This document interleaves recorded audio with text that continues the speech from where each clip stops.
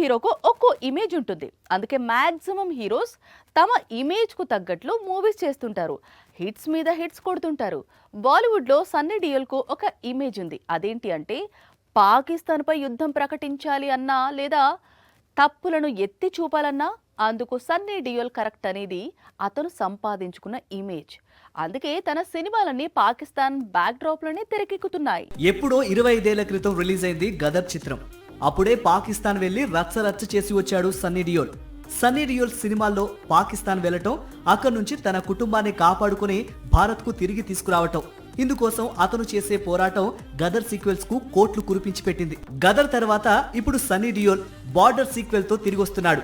28 ఏళ్ల క్రితం సన్నీ డియోల్ ప్రధాన పాత్రలో నటించిన బార్డర్ మూవీ హిందీ ఇండస్ట్రీలో సంచలన విజయం సాధించింది.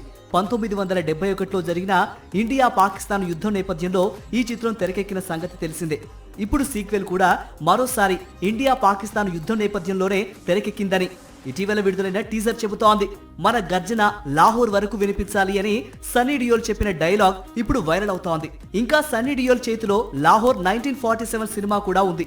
దేశ విభజన నాటి పరిస్థితులను ఇందులో చూపించబోతున్నారు. మరో బాలీవుడ్ స్టార్ అమీర్ ఖాన్ సినిమాను నిర్మించడం విశేషం. ఇవి కాకుండా సన్నీ డియోల్ చేతిలో ఇంకా గదర్ 3 కూడా ఉంది. సాక్షి టీవీ ప్రసారాలను నిలిపివేయటం చట్టరీత్యా నేరం. సాక్షి టీవీ ప్రసారాల కోసం మీ స్థానిక కేబుల్ ఆపరేటర్ను వెంటనే సంప్రదించండి.